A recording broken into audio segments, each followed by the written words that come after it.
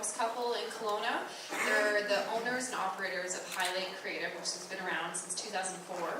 And then I think their biggest accomplishment is their baby Max, who's adorable. If you haven't seen him online. But lastly, beyond the powerhouse that they'll talk about, you'll see in a few minutes why Tina wears the pants in their relationship.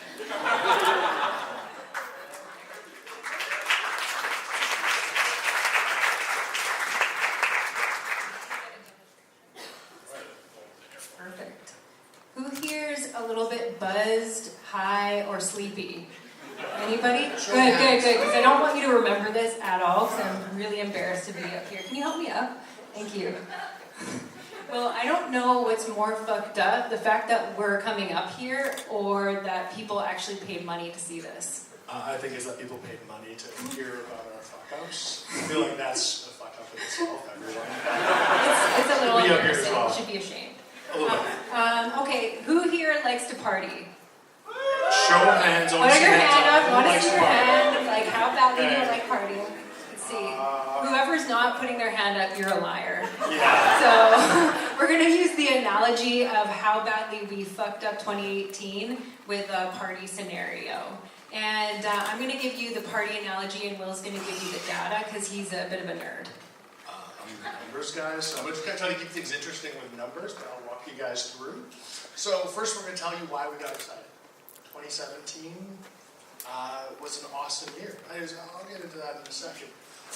And then how that led us to take on everything. We thought we were invincible and we could do no wrong. We followed our passions. We drank the Kool-Aid. We listened to the Tony Robbins. The rum and Kool-Aid. The rum and Kool-Aid. We listened to the Simon Sinek's. We knew why. We empowered. Tell you how that got us in trouble. And then we'll conclude with how we fucked up. Alright, so let me set the scene here. For the last 8 years, 9 years, we actually doubled in revenue. It was like clockwork every single year. Like, holy shit, this is awesome. 2018 was going to be no different.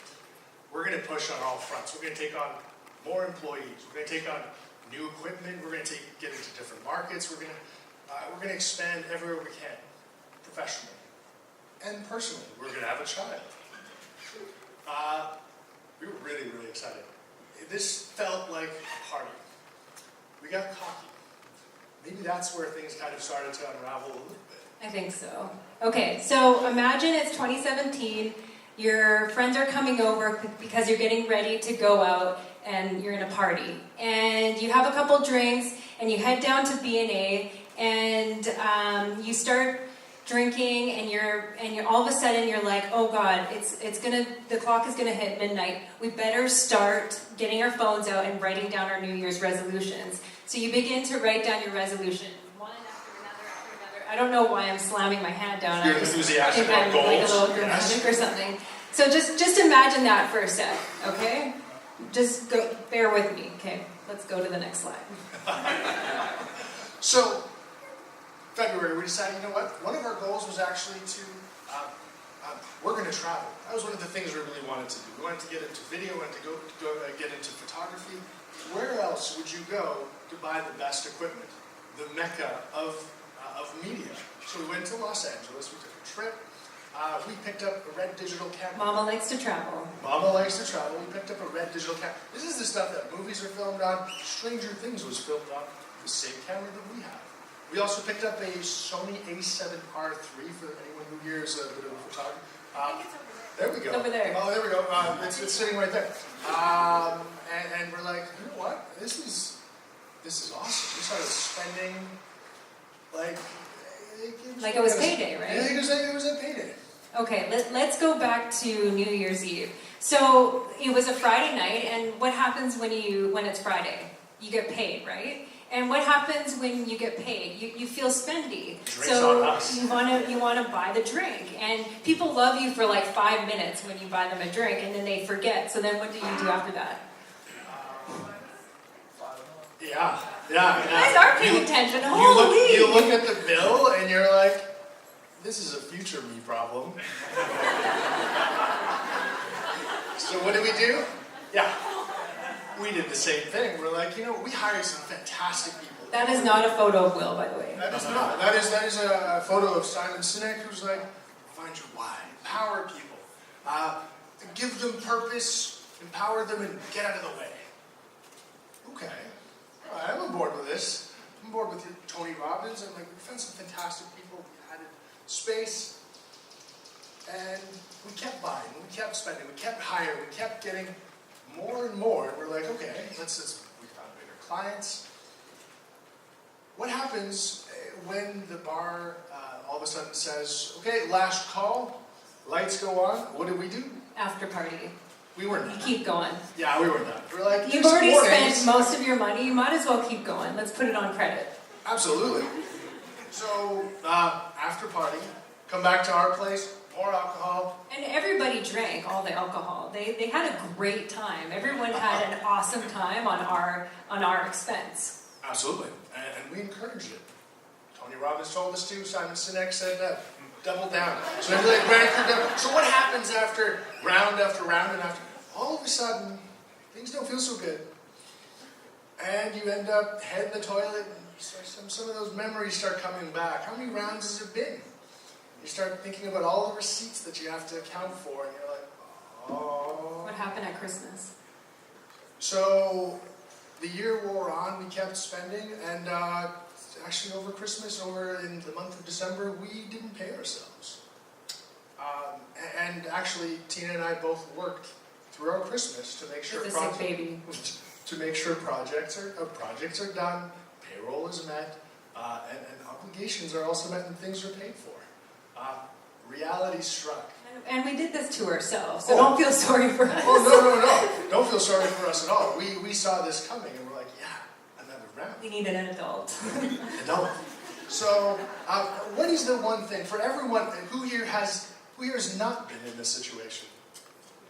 Okay. The drinking one. Yeah. So, what is the thing? What is when you're nauseous, migraine-y, feeling terrible? What is the phrase that you keep chanting?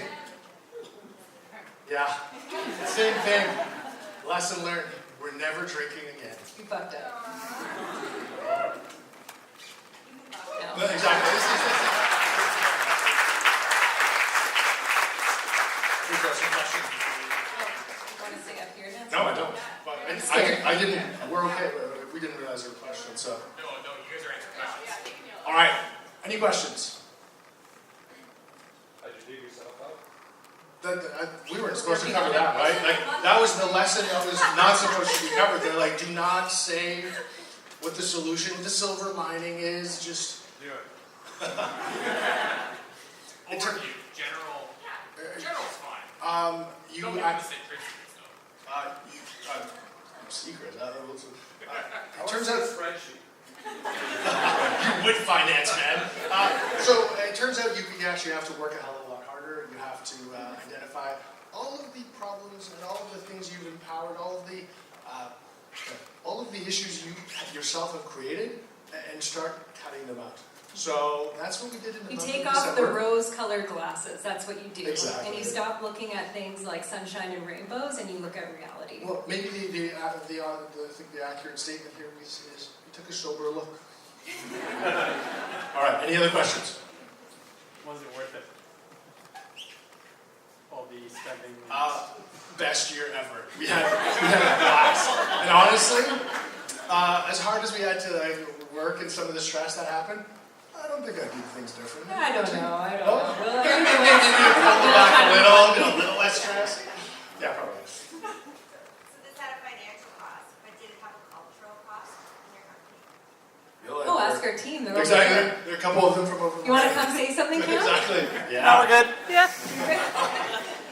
I don't know. I actually think our team band together, and we were really transparent with them, and we told them where we were at, and they've been really awesome about it. I think there's like this problem that companies have where they're afraid to be honest and transparent because they don't want to freak anyone out.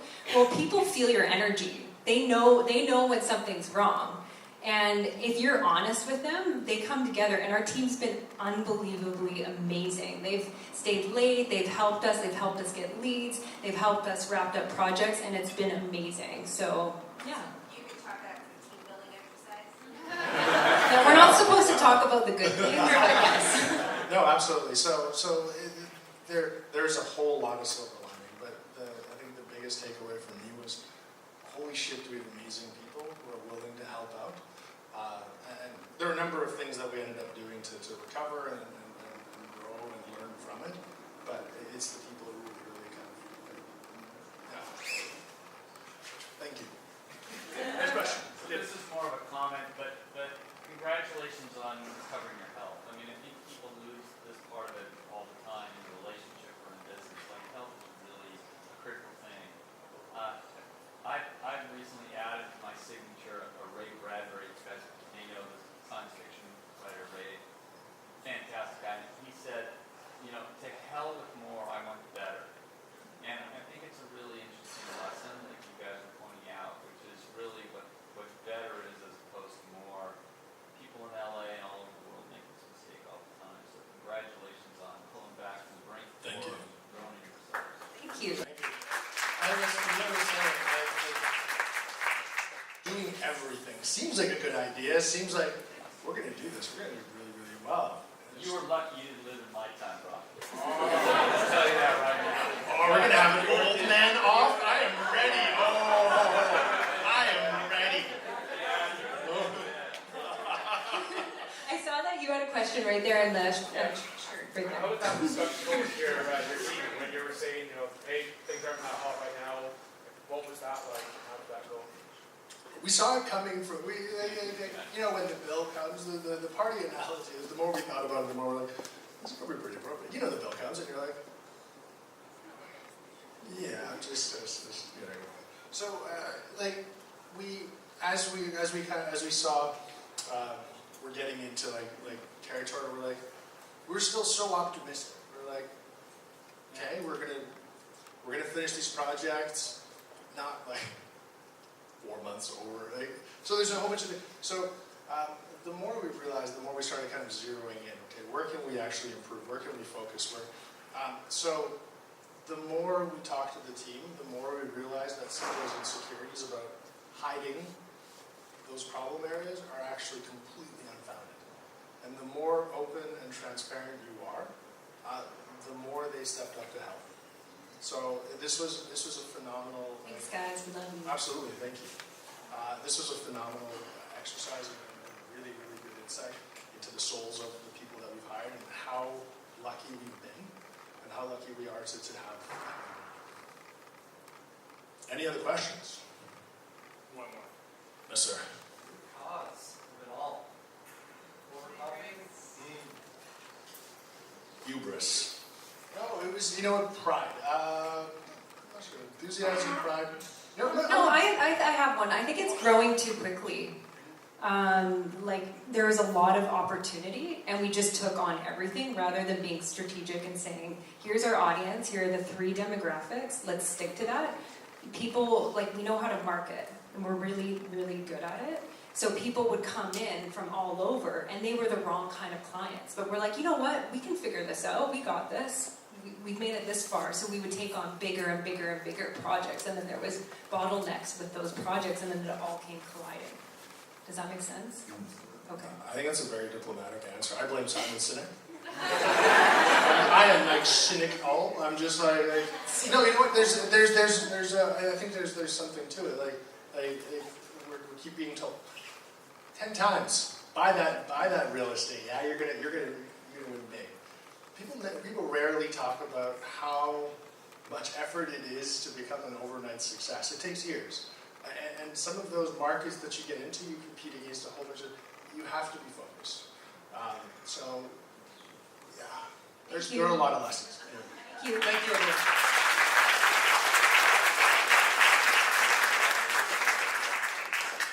Well, if you ever start drinking again, I want to come to one of your parties. For sure. That sounds awesome. We now have a shepherd, so Yeah, there's got to be a night or two every year. Right here. Awesome. Well, thanks to our speakers. I think that was, a couple of lessons for us to learn. A couple of things that I know I've done in the past, and I plan to drink a little bit too much. Is the lesson that I shouldn't go to B&A tonight? No. It's a Thursday. Okay. Don't you work tomorrow? find somebody else to buy you drinks. That's what I'm missing. That's that's what I've been missing Jay, this you're- entire time. Yeah, it's your bill tonight.